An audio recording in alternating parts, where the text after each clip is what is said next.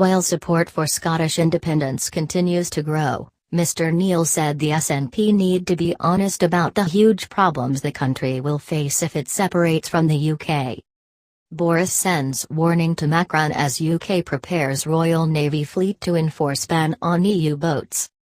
Mr. Neil admitted he believes Scotland is very capable of running itself, warning it was the SNP he was worried about. In response to a Twitter message insinuating he was belittling Scotland, the former BBC journalist tweeted, "Not at all. Scotland very capable of running itself. But you need to be honest about huge problems, hit to prosperity for first decade or so of separation from suck. And if it was based on loony economics of SNP Twitter hordes, you'd quickly be banana republic without the bananas. We will use your email address only for sending you newsletters. Please see our privacy notice for details of your data protection rights." His comments come after a similar row sparked when Dr. Tim Rideout, convener of the Scottish Currency Group and a member of the SNP's Development Committee, brought up the need for a Scottish pound. Dr. Rideout claimed a meal at a restaurant would still be valued at the same as the pound sterling the day after the creation of the new currency.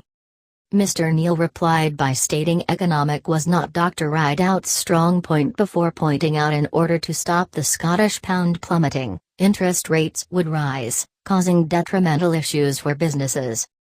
The former BBC journalist faced backlash from independence supporters.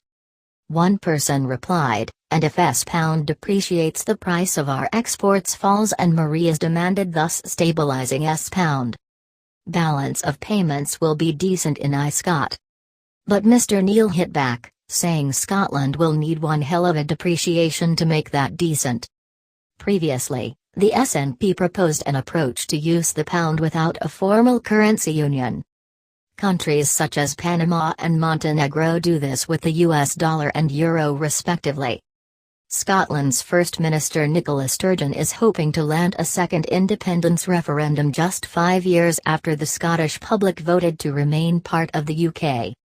So far, Prime Minister Boris Johnson has refused another referendum, but polls are now suggesting a majority of Scots are in favour of leaving the UK. Sturgeon claimed it has never been so certain the country will vote to separate from the Union. While speaking at the party's annual conference last month, she said, "Scotland is now a nation on the cusp of making history. Independence is in clear sight, and with unity of purpose, humility and hard work I have never been so certain that we will deliver it. The people of Scotland have the right to choose their future. Let's now focus all our efforts on making sure we bring about that better country they and future generations deserve.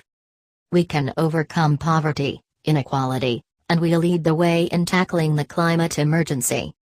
The question for all of us as we look ahead to the election next May is this: who should be taking the decisions that shape our futures? We know that it is the people who live here, wherever they come from, who can best harness Scotland's immense human and natural resources to the benefit of everyone.